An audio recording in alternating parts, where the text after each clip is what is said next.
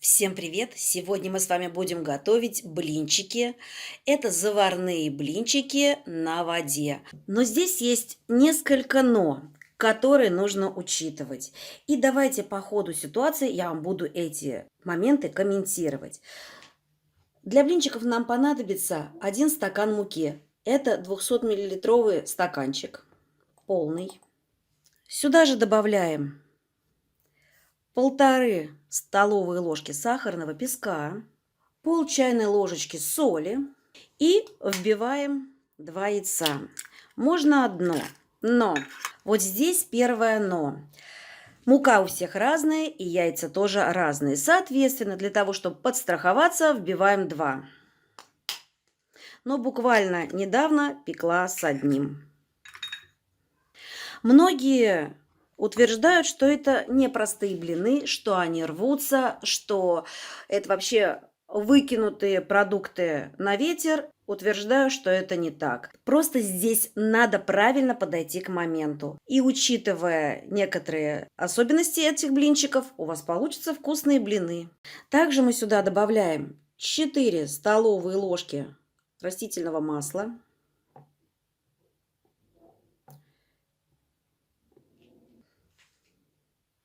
Венчик берем и размешиваем.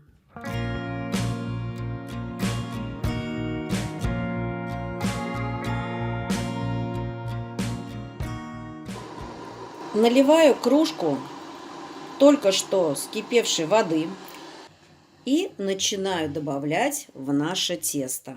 Сразу всю воду выливать не будем, будем добавлять по чуть-чуть для того, чтобы хорошо размешалось тесто.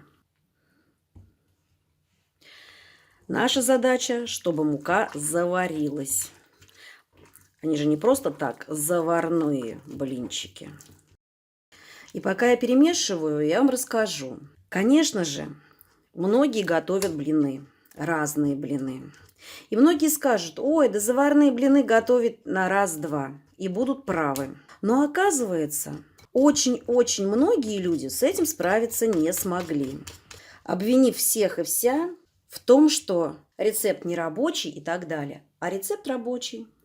Так, дальше добавляем.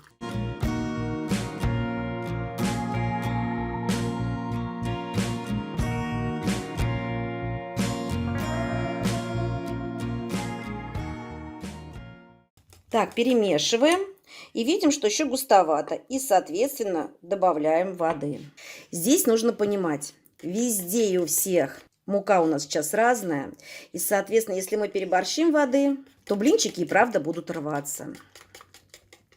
Вот такое вот тесто нам вполне с вами и сойдет. Еще мы сюда добавим растительное масло. Вот так, пару ложечек. Давайте третью. И снова перемешаем.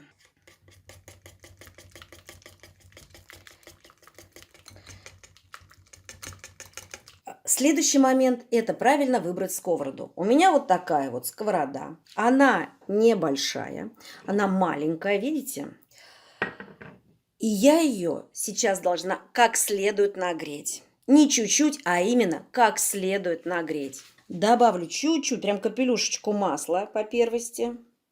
Все, ждем, когда наша сковородка как следует, я повторяюсь, хорошо нагреется. Итак, сковорода разогрелась. Берем половничек и наливаем.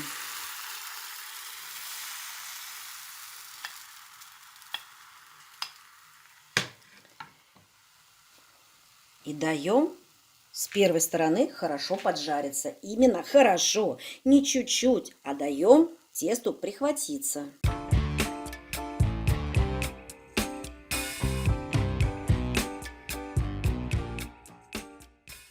Вот видите, блинчик подпекся. И вот когда вот он так подпекся, берем и переворачиваем.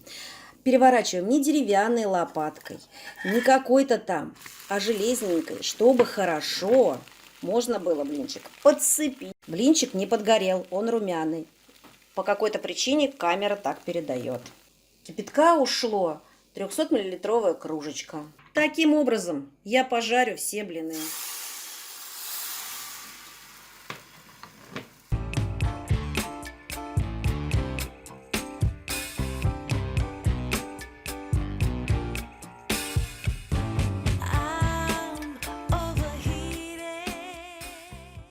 Все, ничего сверхъестественного в этих блинах нету. Моя семья очень любит эти блины. Мы готовим их часто. То есть, если соблюдать некоторые правила, то все должно получиться. Вот смотрите, такие блинчики получились у меня. Вот такие вот тоненькие. Видите? Вкусненькие. И вполне себе, смотрите, не так уж они и рвутся. Вот. Я вам показала. Одним словом, если вам понравился этот рецепт, ставьте лайк. Надеюсь, в этот раз вы-то оцените и сделаете себе вкусненькие блинчики.